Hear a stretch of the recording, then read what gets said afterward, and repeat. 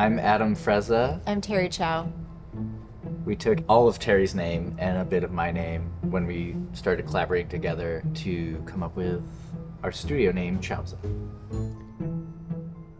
We're based in Brooklyn, New York, and we're here in San Francisco at Heron Arts to install a solo exhibition of paintings and sculptures.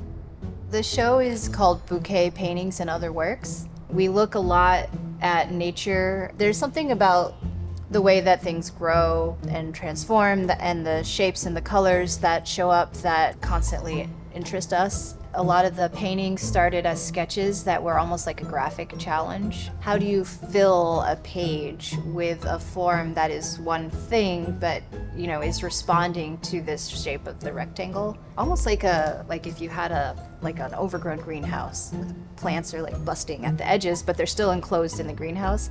And so is there a way, how do you draw a leaf that grows up to the top of the page and then it hits that top and then starts to come down again, and then it hits the bottom and it goes up again, and so I think they're a little more tame than that maybe, but I think that thinking is sort of there when making some of these shapes. And so these paintings are really an exploration of shape and color and form on a canvas or linen. But then our sculptural works are similar in that they also explore these ideas in a sculptural form. The small sculptures in this show are called Nubbins. They're mostly paper pulp. There are bits that are painted, and then the sprouts that are coming out of most of them are rubber tubing. And then the bases themselves are slightly weighted, made of pigmented concrete. Nubbins started from going to our mailbox and getting a stack of junk mail that we didn't ask for, recognizing it as potential resource. And so then we had all this paper from the junk mail, so we were like, okay, we'll just tear this up and test out this idea of making a paper pulp.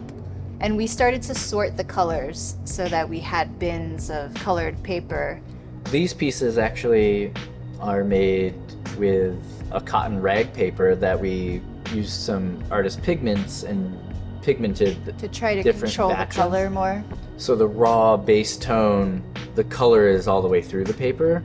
And we've got a fridge full of different colors that we can kind of pull from and create a palette of paper pulp. They're each their own little sculpture, and the naming process is just like a whole session where Adam and I sit together and isolate one stream of consciousness, talk about things that shape reminds us of. It's great fun. When we get to the part of a process where we get to paint something, we're always kind of like, we finally got to paint. Whether it's building a sculpture or stretching a linen or preparing the surface, whatever the surface might be, painting is a joy and a thrill for us both, and it feels like discovery really happens there.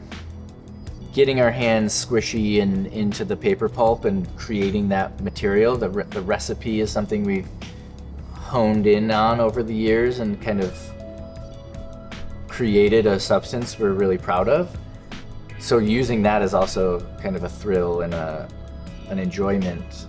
Paper and pencil are very valuable tools as well. I mean, for me, I love spending time just drawing and sketching ideas in notebooks, and so that's something that I feel like when we're taking a little time off, I find myself drawn to those materials.